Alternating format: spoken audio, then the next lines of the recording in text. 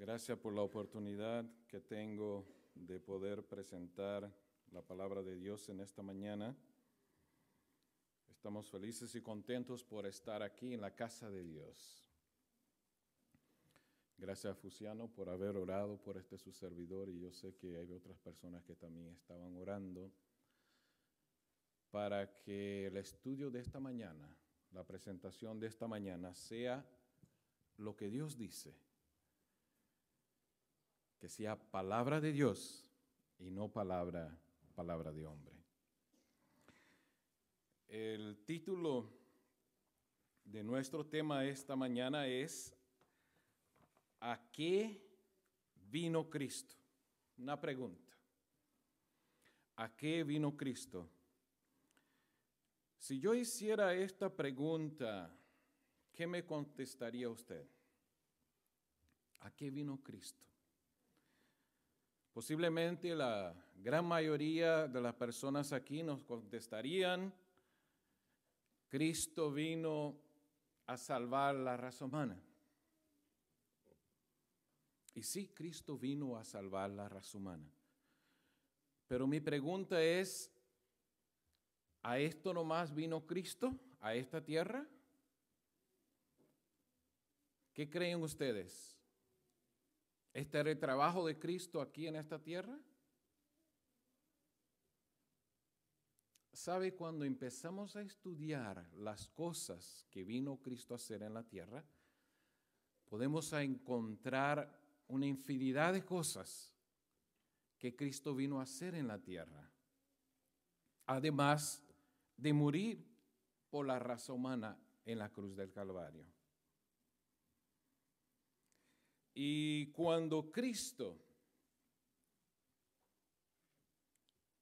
iba a ser hecho un poco menor que los ángeles, esto nos dice el libro de Hebreos, el capítulo 2, el versículo 9. Vamos a leer todos juntos Hebreos 2, 9. Hebreos 2, 9 dice: pero a Jesús, que por un momento fue hecho un poco menor que los ángeles, lo vemos coronado de gloria y de honra por haber padecido la muerte, para que aparte de Dios experimentase la muerte en beneficio de todos. Aquí en Hebreos nos está diciendo que Cristo se hizo un poco menor que los ángeles. Y al final dice, para que por la gracia de Dios experimentara la muerte por todos. Cuando adoptara la naturaleza humana, su poder no iba a ser ni siquiera semejante a los ángeles. Y ellos, los ángeles, habían de servirle, fortalecer y mitigar su profundo sufrimiento. Asimismo, los ángeles serían espíritus ministradores, enviados para ayudar a los herederos de salvación. Eso nos dice Hebreos 1:14. Guardarían a los súbditos de gracia del poder de los malos ángeles y de las tinieblas que Satanás esparciría constantemente alrededor de ellos. Eso lo encontramos en Patriarcas y Profetas, página 45. Parece que la historia de los niños tiene que ver mucho con el sermón también de esta mañana, porque estamos hablando de los ángeles. Así que Cristo, este ser todopoderoso, este ser lleno de gloria, ahora se iba a ser menor hasta mismo que los ángeles. Y nosotros cantamos un himno, dice que Cristo se hizo menor que los ángeles, pero a nosotros después nos redimió y nos elevó a nosotros igual a los ángeles, con los ángeles del cielo, nos igualó, cantamos. Porque Cristo, al se humillar y al morir en la cruz del Calvario, se hizo humano, se hizo menor que los ángeles, pero después de resucitar, de cumplir su misión, a los que creen en Cristo y lo aceptan, y cumplen su palabra, entonces son elevados a igual a los ángeles. Ahora, Satanás se regocijó cuando Jesús dejó en el cielo, abandonó ahí su poder y su gloria. No voy a leer, pero si quieren apuntar el libro de Filipenses 2, versículo 7, dice que Jesús despojó. Otra versión dice que se esvació de su poder. Entonces sigamos leyendo aquí lo que dice, que cuando Satanás vio que Jesús dejó en el cielo, abandonó su poder y gloria, él pensó que el Hijo de Dios quedaba colocado en su poder, el poder de Satanás, y había tenido un éxito tan fácil la tentación de la santa pareja en el Edén, que él esperó que podría vencer aún el Hijo de Dios con su astucia y poder satánico, y que así salvaría su vida, la vida de Satanás, y también salvaría su reino. Ahorita vamos a hablar cuál era el reino que está hablando aquí. Si él podía inducir a Cristo a apartarse de la voluntad de su Padre, como lo había hecho al tentar a Adán y Eva, entonces habría logrado su propósito. Así que el enemigo estaba feliz y contento. Dice, viene Cristo. Viene el Hijo de Dios, dejando su poder, dejando su gloria, humillándose, viniendo, haciéndose más bajo que los ángeles, como un ser humano, así como yo hice a Adán y Eva caer. Eso va a ser fácil. Yo voy a hacer que también el Hijo de Dios pueda caer. Eso lo encontramos en Mensaje Selecto, primero libro de Mensaje Selecto, el tomo 1, a la página 337.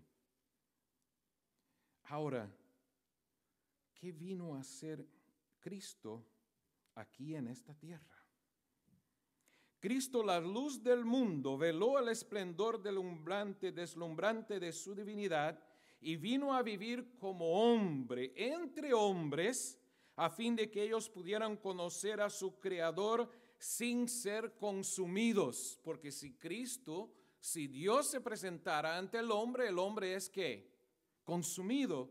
Entonces nos dice que Cristo vino a vivir como hombre y estar con el hombre para no ser consumido el hombre con la presencia de Dios. Ningún hombre vio jamás a Dios excepto en la medida en que se reveló por Cristo. Cristo vino a revelar al Padre y nosotros conocemos al Padre a través de ¿quién? De Cristo Jesús, pero tuvo que humanarse porque si Él se presentara como Dios, fulminaría a toda la raza humana. Ahora, al ser creado, Adán recibió el señorío de la tierra. ¿Recuerdan ustedes que allá en el libro de Génesis dijo y le dio que enseñorase de toda la tierra? De todos los animales, de las bestias, las aves de los cielos, ahí describe los peces de la mar. Entonces Adán recibió del Creador de Cristo el dominio de la tierra. Pero cuando Adán pecó, cayó bajo el poder de Satanás, y el que es vencido por alguno es hecho esclavo de aquel que lo venció, lo dice 2 de Pedro 2:19. Cuando el hombre cayó bajo el cautiverio de Satanás, el dominio que el hombre ejercía en esta tierra, en este planeta, pasó a las manos de su conquistador, del enemigo de Satanás, y de esta manera Satanás llegó a ser el Dios de este siglo. 2 de Corintios 4:4 nos dice que Él es el Dios de este siglo, o era el Dios de este siglo. Porque había usurpado el dominio que originalmente fue entregado ¿a quién? A Adán. Pero Cristo, mediante su sacrificio al pagar la pena del pecado, oigan bien, dice, no solamente redimiría al hombre, sino que también recuperaría el dominio que éste había perdido. Todo lo que perdió el primer Adán sería recuperado por el segundo Adán. Y el profeta Miqueas 4:8 dice el profeta, y tú, torre de rebaño, fortaleza de la hija de Sión, tú recobrarás el señorío de antaño, el señorío que tenías antes. Hablando Miqueas que Cristo había de venir a recuperar el señorío de esta tierra. Por eso cuando Satanás vio a Cristo venir a la tierra, él dice, ese lo hago caer y me salvo a mí mismo. Satanás dice, no me pueden condenar, y a la vez mantengo que el poderío, el reino, el príncipe de este mundo seguiré siendo yo. Lo pensó así el enemigo. Entonces aquí ya vemos una cosa, además de salvar la raza humana, ¿qué más vino Cristo a hacer en la tierra que mencionamos?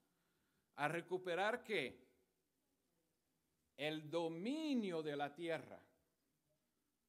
No solo vino a morir por el hombre en la cruz del Calvario, no vino solo a salvar el hombre, pero vino a recuperar el dominio de la tierra. Y un día en el futuro lejano, no muy lejano, va a ser restaurado todo de nuevo a como era en el principio, en el Edén. Y Cristo tendrá el dominio de toda la tierra completamente, de los animales, de los peces, de todo lo que involucra a esta tierra que gime y clama por liberación, dice la palabra de Dios. Ahora, mediante la misma falsa representación del carácter de Dios que empleó en el cielo para hacerle parecer severo y tirano, Satanás indujo al hombre a pecar. Y logrado esto, declaró que las restricciones injustas de Dios habían sido causa de la caída del hombre. Las leyes, las restricciones, las reglas de Dios son injustas, por eso pecó el hombre y por eso yo pequé, decía Satanás, allá en el cielo, porque la ley de Dios es injusta. Pero el mismo Dios eterno da a conocer así su carácter. Jehová, Jehová, Dios compasivo y clemente, lento en ira y grande en misericordia y fidelidad, que usa de misericordia hasta la 1000ª generación, que perdona la iniquidad y transgresión y el pecado, pero que de ningún modo tendrá por inocente al rebelde, lo dice Éxodo 34, 6 y 7. Cuando Cristo vino al mundo, Él vino para restaurar el carácter de Dios, porque Satanás estaba haciendo una gran campaña. Empezó en el cielo y tuvo gran suceso. Tercer parte de los ángeles fueron echados del cielo. Y siguió aquí en la tierra y tuvo suceso y tomó el poderío, el dominio de esta tierra. Pero vino Cristo a demostrar el carácter, a revelar el carácter del Padre y a desmascarar a Satanás y a demostrar quién era el mal carácter aquí en esta tierra. Así que ya vimos dos cosas. La primera que dijimos, a tomar el señorío, a revelar el carácter del Padre, a revelar cómo era Dios. Y ahora la tercera, cuando Cristo vino al mundo, vino para ejemplificar la religión genuina y exaltar los principios que deberían gobernar los corazones y acciones de los hombres. La falsedad se había apoderado tan profundamente de aquellos que habían tenido gran luz que ya no comprendían la luz ni tenían inclinación alguna a renunciar a la tradición para aceptar la verdad. Rechazaron al Maestro Celestial, crucificaron al Señor de la Gloria a fin de poder retener sus propias costumbres e invenciones. Eso encontramos en un libro que dice Consejos sobre la escuela sabática. Así que Cristo vino a enseñar cuál es la verdadera religión. Ahora aquí hagamos un paréntesis.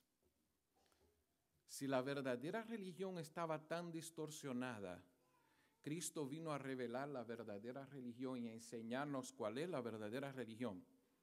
¿Ustedes creen que Satanás cruzó los brazos y se quedó quieto ahí y dijo, bueno, Cristo vino a enseñar la verdadera religión, yo no hago nada? Satanás siguió en su camino. Y esto que Cristo vino a hacer no fue solo para aquel entonces, pero es para nosotros también. ¿Ustedes creen que las religiones no están hoy en día adulteradas? ¿Las religiones no están enseñando falsedad? ¿Que no hay errores? ¿Ustedes creen eso, hermanos?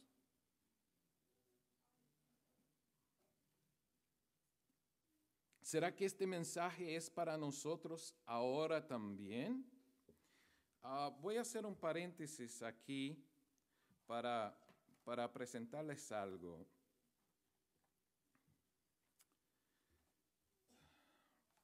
Hubo un señor que se llamaba Marción, era un gnóstico, que en su antítesis dijo que, oigan bien, el finito, imperfecto y enojado Jehová de los judíos era diferente del bueno y clemente Dios revelado por Cristo. Así que fueron dos dioses diferentes. ¿Cómo es la cosa? Dice ese señor Marción que habían dos dioses.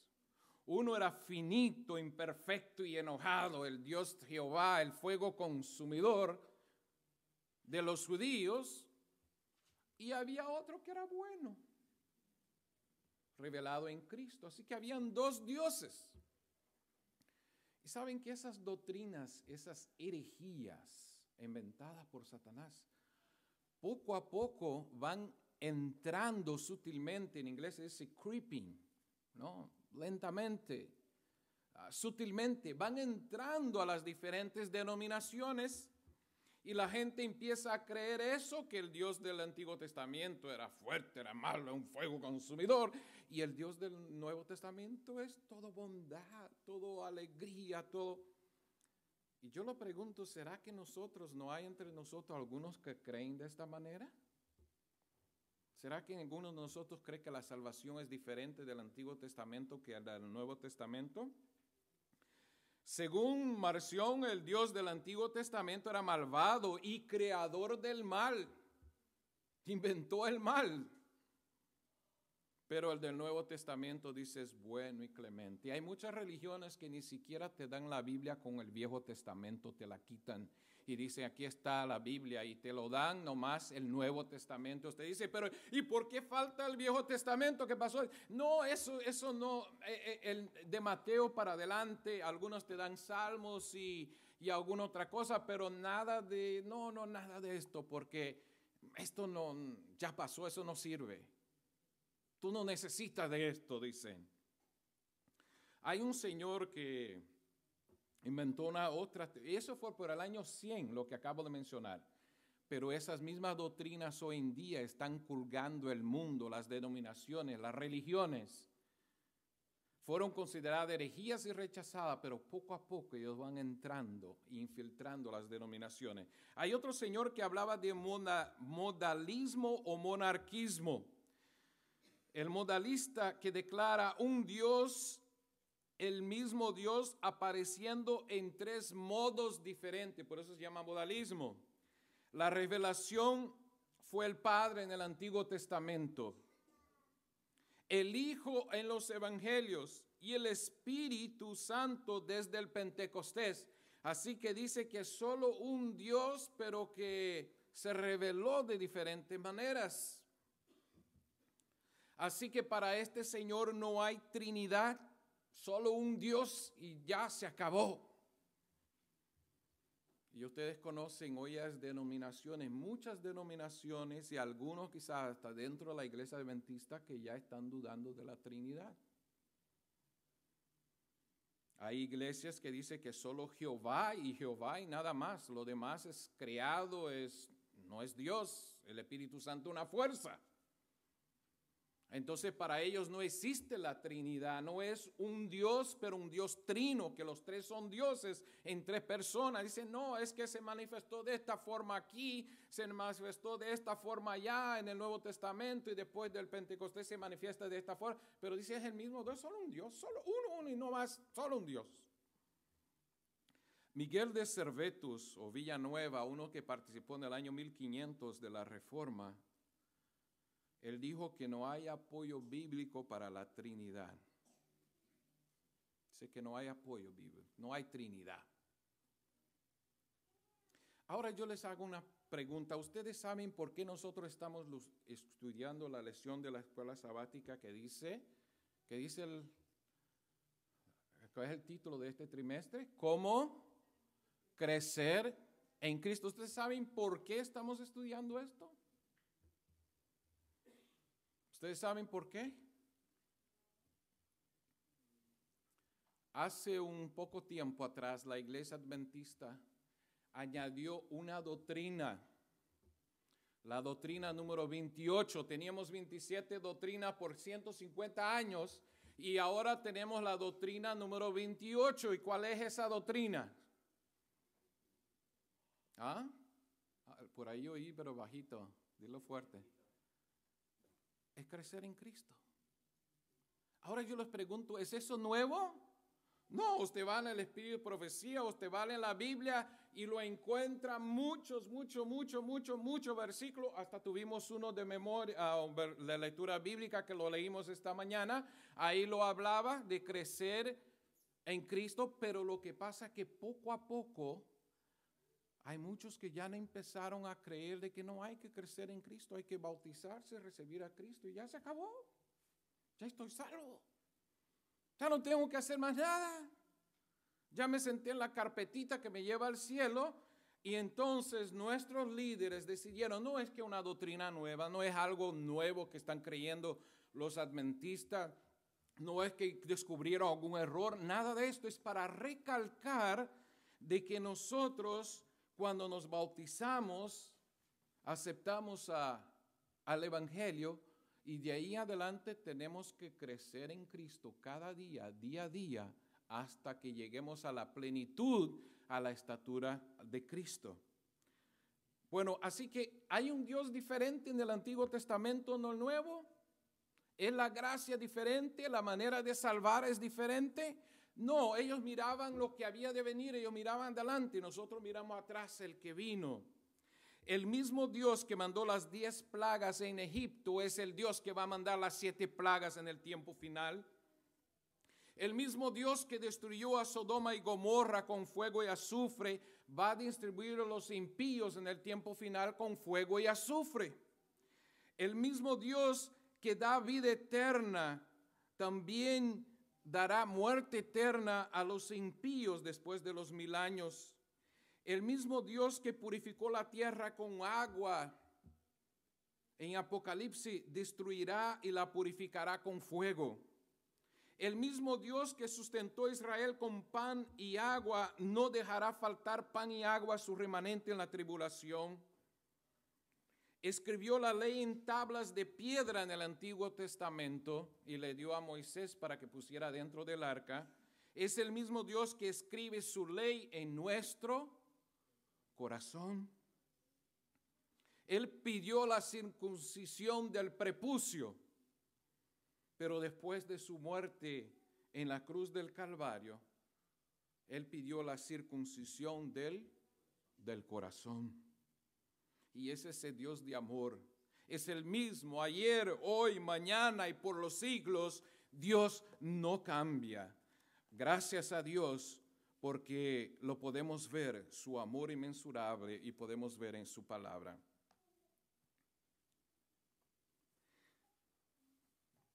Cristo vino a esta tierra para darnos el ejemplo.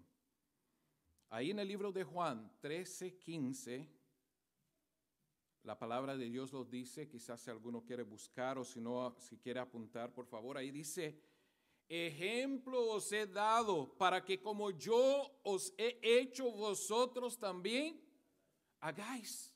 Ejemplo os he dado.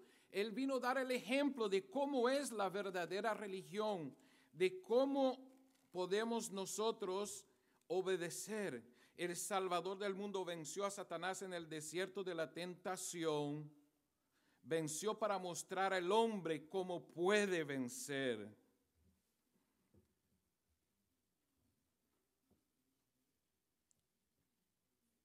En el libro de Mateo 16:24, Jesús dijo a sus discípulos: si alguno quiere venir en pos de mí, niéguese a sí mismo, tome su cruz y sígame. Yo voy adelante en la senda de la abnegación. Nada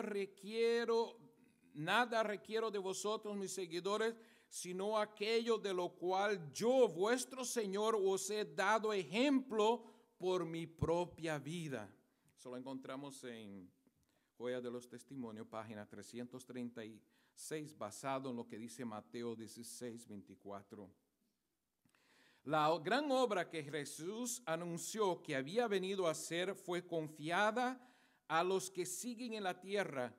Cristo, como nuestra cabeza, nos guía en la gran obra de salvación y nos invita a seguir su ejemplo. Nos ha dado un mensaje mundial. Esta verdad debe de extenderse a todas las naciones, lenguas y pueblos. Estudiamos en la lección de la escuela sabática esta mañana, repasámosla. El poder de Satanás debe ser desafiado y ser vencido, oigan bien, por Cristo y también por ¿quién? Por sus discípulos. El plan de salvación es que Cristo venció a Satanás y nos mostró, nos da la fórmula, nos enseña cómo, porque el plan de Dios es que también nosotros seamos ¿qué? Vencedores. La palabra de Dios dice que en Cristo somos más que vencedores. Cristo vino para dar un ejemplo de obediencia en el desierto. Después de haber ayunado 40 días, no quiso desviarse de la voluntad de su Padre, ni siquiera para conseguir algo que comer. Ahora, Él vino para ayudarnos a vivir sin pecado. Y hermanos, eso no se está inventando. Nadie está en la palabra de Dios, dice que debemos de vivir sin pecado. ¿Pero cómo? Si yo soy pecador, si yo soy vendido al pecado, si yo soy malo, mis concupiscencias y todo lo demás. Dice, esto es lo que llama traernos otra vez al redil. Vivir sin pecado es traernos de regreso al redil. Eso nos dice consejos sobre nuestro Salvador. Cristo hizo un pleno y completo sacrificio, un sacrificio suficiente para salvar a cada hijo y hija de Adán que demuestre arrepentimiento ante Dios por haber transgredido su ley y manifieste fe en el Señor Jesucristo. Pero a pesar de que el sacrificio fue amplio, muy pocos llevan una vida de obediencia para alcanzar esta gran salvación. Pocos están dispuestos a imitar y admirar admirables privaciones, soportar sus sufrimientos y persecución y compartir su agotador trabajo para traer a otros a la luz. Queremos la salvación, pero no queremos la cruz, en otras palabras. Cuando Cristo dice, toma tu cruz, sígueme. No, yo quiero la salvación. Yo quiero seguirte, pero la cruz no. Seguir su ejemplo, hacer el trabajo como Él hizo, no. ¿Para qué eso? Yo lo que quiero es la salvación. Pero dice, son pocos los que están dispuestos a imitar a su maestro y a soportar los sufrimientos y la persecución. Otra cita aquí encuentro que dice, los que son adoptados en la familia de Dios son transformados por el Espíritu de Dios. ¿Son qué dije? Transformados. Muchos queremos todo, pero no queremos ser transformados. El pastor nos estuvo dando unos temas aquí hablando de guiados por el Espíritu, transformados por el Espíritu. Si no somos transformados por el Espíritu y no crecemos y no somos transformados a la semejanza de Jesucristo, el plan de salvación no está completo. porque no solo fue morir en la cruz, vencer a Satanás, pero darnos el poder, la forma, el ejemplo, darnos la fuerza, dejarnos el Espíritu Santo para que nosotros podamos en Cristo ser más que vencedores, dice la palabra de Dios.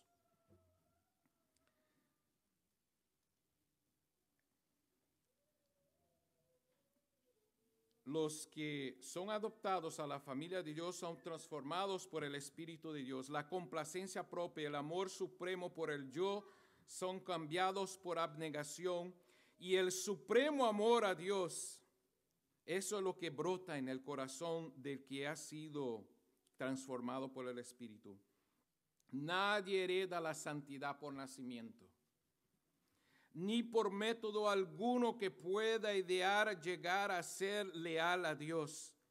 Dijo Cristo: separados de mí, ¿qué dijo en el libro de Juan?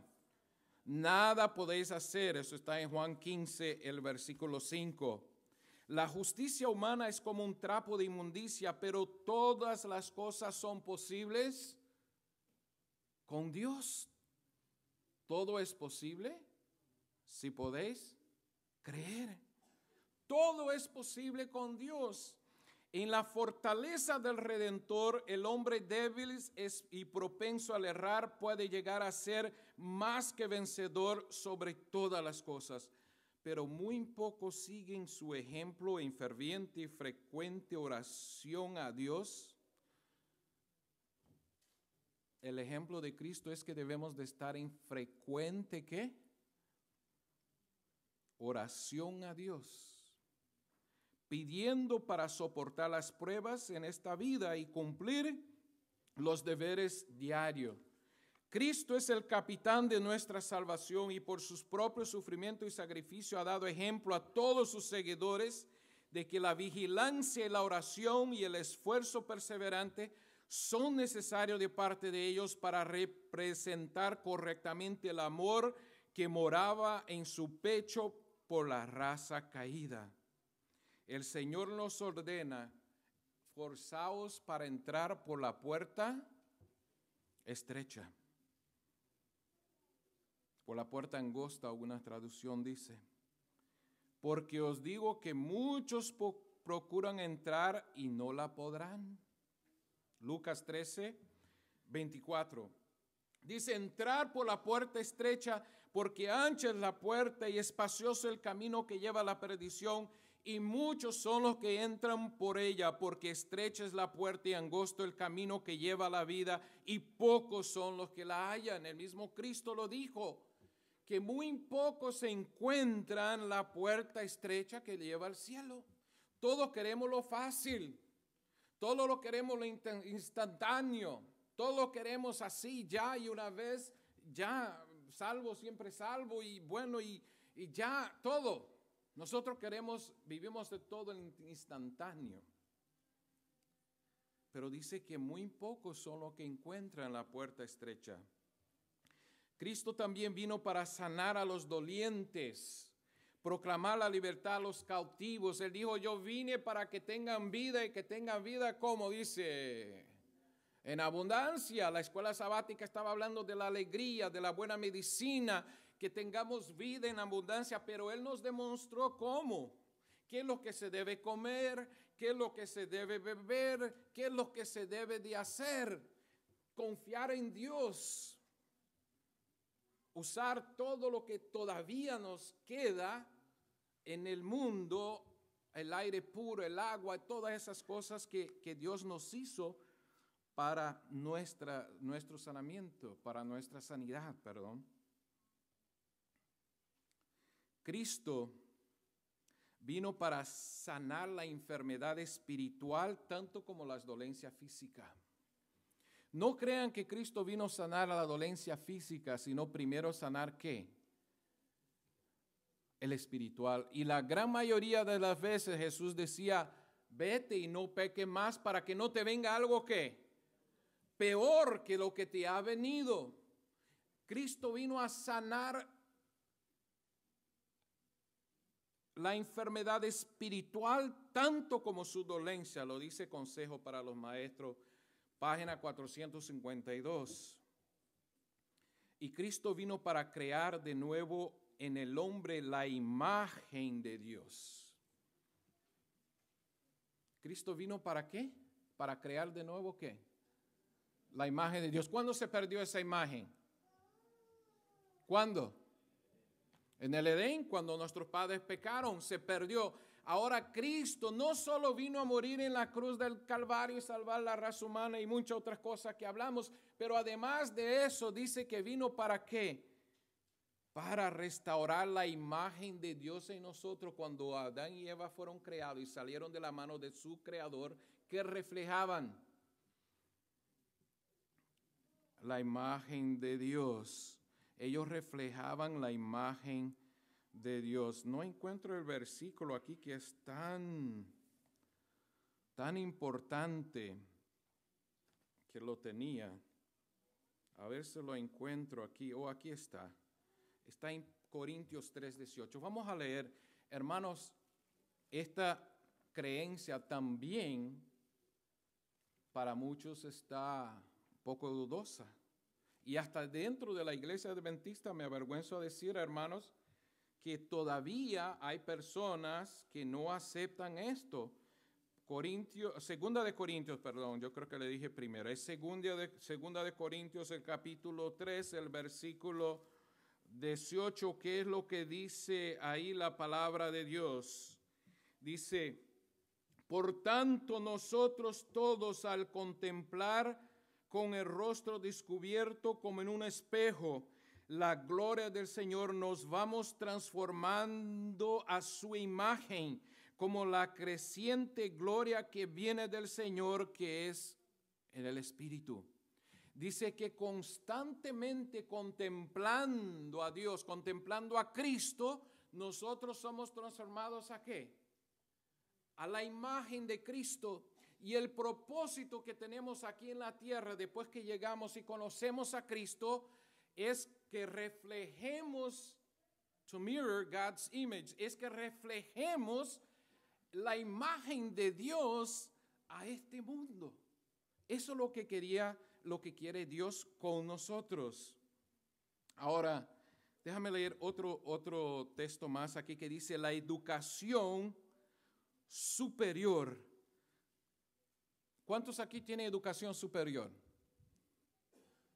Ustedes saben que ese término se inventó hace poco tiempo. A la primaria, después había la secundaria, después decíamos la educación superior. Pero por muchos años atrás, la única educación cuando se decía superior era cuando hablábamos ¿de qué? De las cosas de Dios. Hoy en día muchos creen que la educación superior, pero yo estoy hablando de otra educación. Escúchenme, dice, la educación superior es un conocimiento experimental del plan de la salvación y se la obtiene por el estudio fervoroso y diligente de las Escrituras. Esa educación renovará la mente, transformará el carácter, restaurará la imagen de Dios en el alma. Consejo para maestro, página 13, el primer párrafo. Nosotros todos mirando con la cara descubierta como un espejo la gloria del Señor, somos transformados de gloria en gloria a la misma imagen con el Espíritu, por el Espíritu del Señor. Corintios 3:18, segunda de Corintios 3:18. Al contemplar las escenas de la naturaleza, las obras del Creador y al estudiar la obra de la mano de Dios, seréis transformados imperceptiblemente a la misma imagen. Eso es algo profundo, esos textos, hermanos. Pena que no hay tanto tiempo y ya ahorita voy a tener que terminar, pero no hay tanto tiempo para entrar en detalles, pero oigan bien, voy a volver a leer. Si alguno está medio dormido, despiértese por favor. Dice, al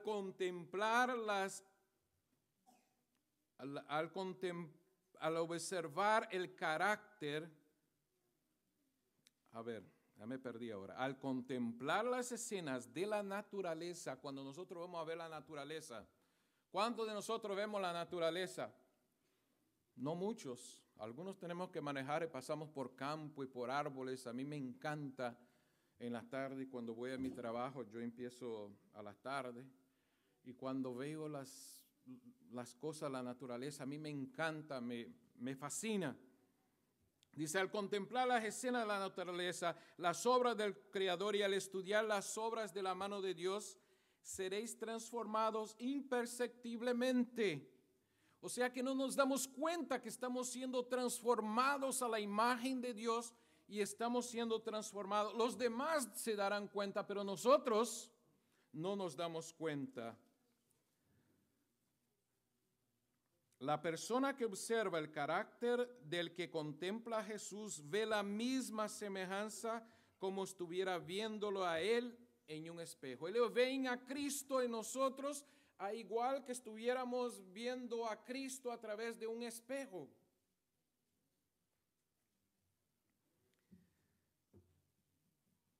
Imperceptiblemente para nosotros, vuelve la sierva del Señor a decir, nuestra manera de ser y actuar diariamente es transformada a la imagen del amoroso carácter de Cristo, y de este modo es que crecemos en Jesús y inconscientemente reflejamos su carácter. Por eso es que la iglesia adventista está haciendo hincapié a esto. En el mundo entero están estudiando estas lecciones de la escuela sabática, que hermanos, nosotros tenemos que crecer en Cristo Jesús. Tenemos que ser transformados a su imagen, a su semejanza. Cristo no vino nomás a morir ahí en la cruz de Calvario, la raza humana está salva, ya se acabó todo. No, tenemos una misión aquí en la tierra, reflejar a Cristo Jesús, a los demás, a todos los que nos rodean, no solo en la iglesia, no, a la iglesia también, pero en la casa, en el trabajo, en el estudio y en toda parte.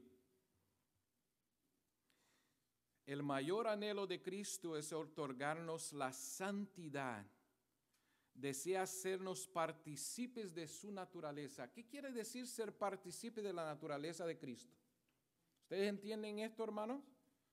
Yo creo que sí, pero ¿cómo podemos decir en otras palabras? ¿Cuándo yo soy partícipe de la naturaleza de Cristo? ¿Cuándo usted es partícipe de la naturaleza de Cristo? Cuando ha llegado y crecido a la estatura de Cristo, cuando el carácter de Cristo se revela en ti, entonces somos una misma naturaleza. Mucha gente no puede creer en eso. Mucha gente dice, no, que yo pueda crecer a la estatura de Cristo, ser como Cristo, eso es imposible. Pero es la palabra de Dios. Es lo que dice la palabra de Dios. Ahora, por mis fuerzas no puedo ni una sola cosa. Pero cuando contemplo a Cristo, cuando contemplo a la naturaleza, cuando estudio la palabra de Dios, cuando oro a Dios, estoy siendo transformado y ni yo me doy cuenta de que Cristo me está transformando a su imagen y a su semejanza para que yo pueda proyectar a los demás y reflejar a los demás. Eso que acabo de leer, Cristo nos insta a que escojan servirlo y entregue completamente a Él para que puedan aprender del Señor cómo hacer la voluntad de Dios. Sign of the Times, del diciembre 17 de 1902. Pero no fue tan solo realizar la redención del hombre para que Cristo vino a la tierra a sufrir y morir. Él también vino para engrandecer la ley y hacerle honorable. Ni fue tan solo para los habitantes de este mundo. Eso es importante, esa es la última cita que tengo, hermano. Pero quiero que ponga atención. Muchos creen que Cristo vino a hacer su obra. Bueno, se está grabando, no me dio de salir del micrófono, si no la gente lo que quiera escuchar no va a saber que estoy hablando.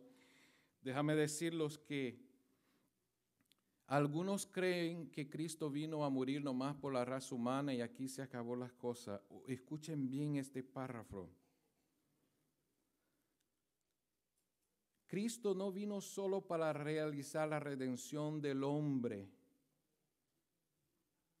Vino para engrandecer la ley de Dios y hacerla honorable. Satanás dijo que la ley de Dios no servía, predicó eso en el cielo. predicó en esta tierra, hizo a Adán y Eva caer, y predicó eso a todos los mundos creados por Dios y que no han caído.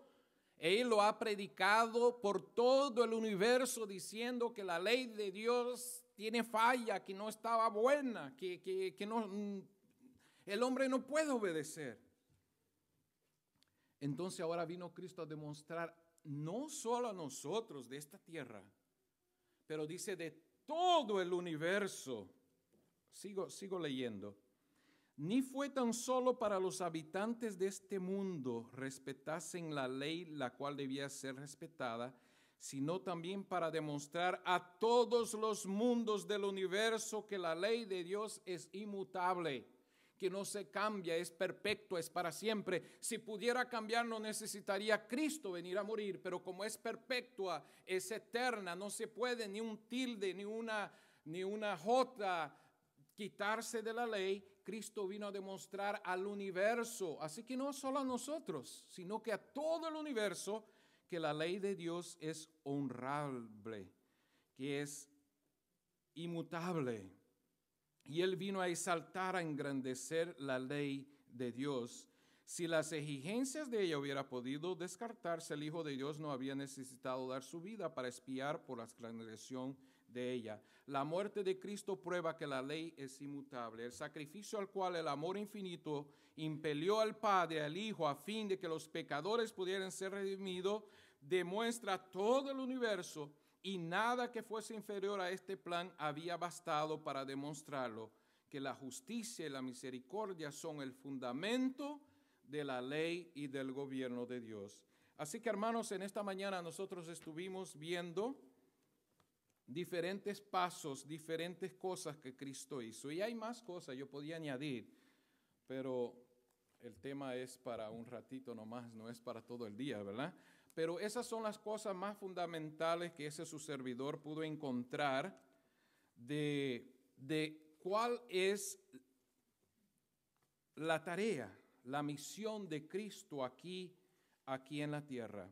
Y Él se fue, pero Él nos dejó el ejemplo, nos dejó el poder, nos mandó el Espíritu Santo, nos mostró cómo nosotros podemos tener una vida victoriosa, cómo nosotros podemos vencer a Satanás. La palabra de Dios dice resistir al enemigo y él ¿qué hará? Huirá de vosotros, ni quiera acercarse a vosotros, pero tenemos que ¿qué? Que resistir, que vencerlo, y entonces él huirá de nosotros.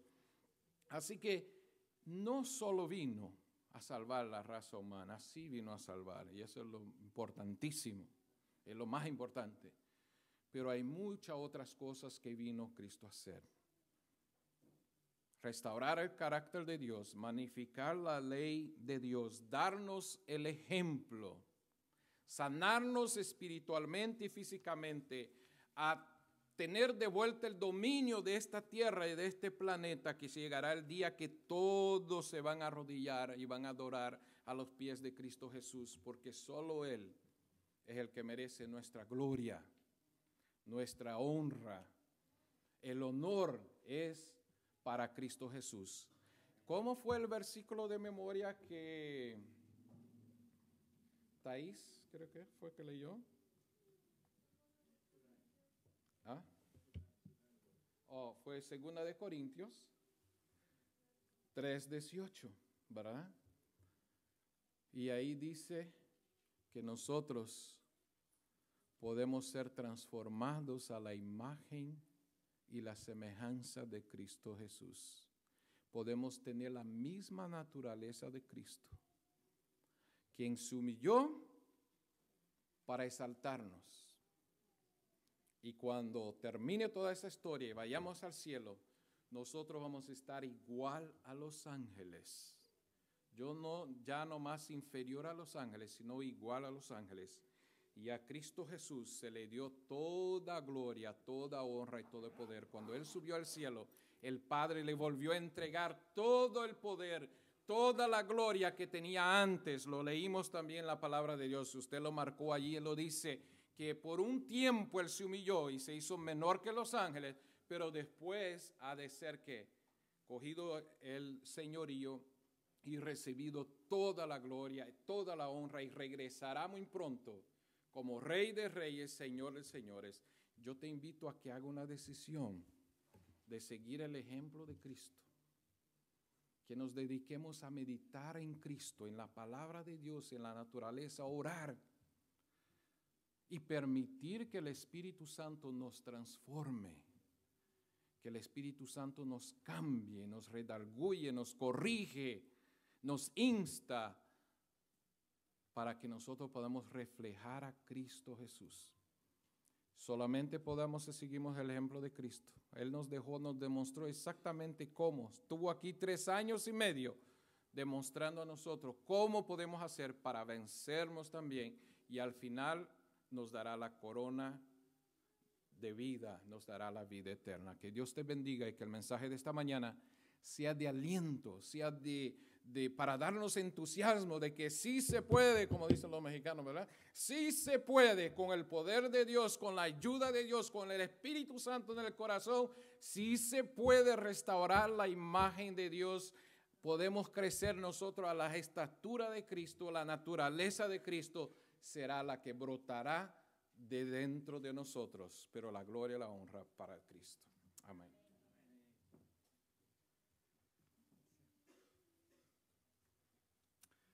Muy bien, vamos a terminar cantando el himno 147, A Dios sea la gloria. Vamos a ponernos de pie para entonar este himno.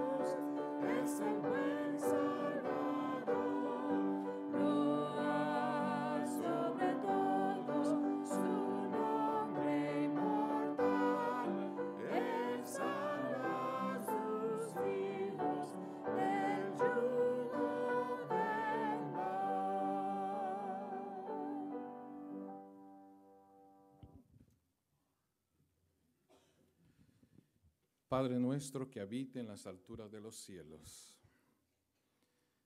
te agradecemos por haber enviados a Cristo Jesús. Gracias por este inmenso sacrificio que diste tu propio Hijo. Gracias, Cristo, porque tú viniste a esta tierra para salvar la raza humana, para exaltar la ley de Dios, para darnos el ejemplo y mostrarnos con su propia vida cómo podemos nosotros ser victoriosos sobre el mal y sobre el enemigo. Gracias, Jesús, que tú fuiste al cielo y pronto vas a volver. Pero antes de volver nos dejaste el Espíritu Santo. Nos dejaste tu palabra. Nos dejaste tu testimonio a través del Espíritu de profecía. Nos dejaste todo lo que necesitamos para sernos vencedores. Y como tu palabra dice que de gloria en gloria, de victoria en victoria, podamos ser transformados a la misma imagen y semejanza de Cristo Jesús, nuestro amante Salvador. Ayúdanos, oh Padre, para que podamos entender bien esto. No habrá excusa para ninguno de nosotros de que no sabíamos qué es lo que teníamos que hacer. Ayúdanos, oh Padre. Si nos hayamos fallado hasta el momento, Dios, ayúdanos. Danos de tu Santo Espíritu, llénanos, oh Dios. Danos de tu poder, ayúdanos, oh Padre, para que podamos hacer lo que tú quieres que hagamos. Queremos reflejar al mundo la imagen de Cristo Jesús. Queremos reflejar a todos los demás la luz del mundo para que ellos puedan acercarse, para que ellos puedan prepararse, porque pronto Cristo va a regresar a esta tierra. Y ojalá que cada uno de nosotros, y junto con los demás que nosotros hemos traído, podamos ir a vivir contigo, oh Padre, por toda la eternidad. Gracias todo eso, que la gloria y la honra sea para Cristo, que el nombre de Cristo sea exaltado. Lo agradecemos en su nombre. Amén.